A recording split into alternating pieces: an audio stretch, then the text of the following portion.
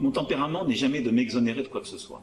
Mais j'ai un principe simple. Quand on mène une bataille, on doit être unis pour la gagner. Et je pense que toutes celles et ceux qui cherchent déjà à faire des procès, alors que nous n'avons pas gagné la guerre, sont irresponsables. Le temps viendra de la responsabilité.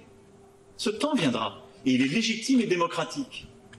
Et à ce moment-là, la transparence complète devra être faite. Mais j'appelle d'abord à la dignité et à l'esprit de responsabilité celles et ceux qui construisent des certitudes avec les connaissances d'aujourd'hui quand ça n'était pas celles d'hier. Vous savez, je pourrais retrouver les paroles de toutes celles et ceux qui vous expliquent les grandes difficultés, qui quelques jours avant ma première allocution du 12 mars, expliquaient qu'il serait indigne de reporter les élections municipales, tout ça est une mise en scène du gouvernement, il va trop loin. Donc, tout le monde a appris. Et nous apprenons tous avec beaucoup d'humilité, parce que cette pandémie est inédite. Donc il faut avoir de l'humilité, tous. Ceux qui agissent, c'est ce que je demande au gouvernement, ce que je m'applique à moi-même, ceux qui commentent.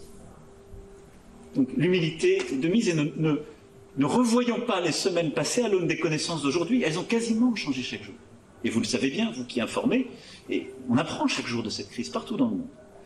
Ensuite, c'est un principe de méthode. Quand on mène un combat, on doit tous être unis. Donc moi, je crois à l'unité et j'appelle l'ensemble des Françaises et des Français à cette unité. Elle est indispensable pour gagner cette bataille.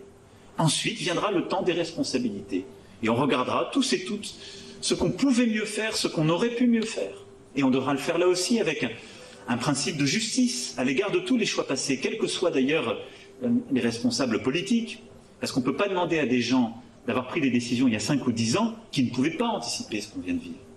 Donc il faut aussi avoir, je dirais, un esprit de justice à l'égard de tous et toutes. Quand on vit quelque chose qui est inédit, on ne peut pas demander aux gens de l'avoir prévu il y a 10 ans.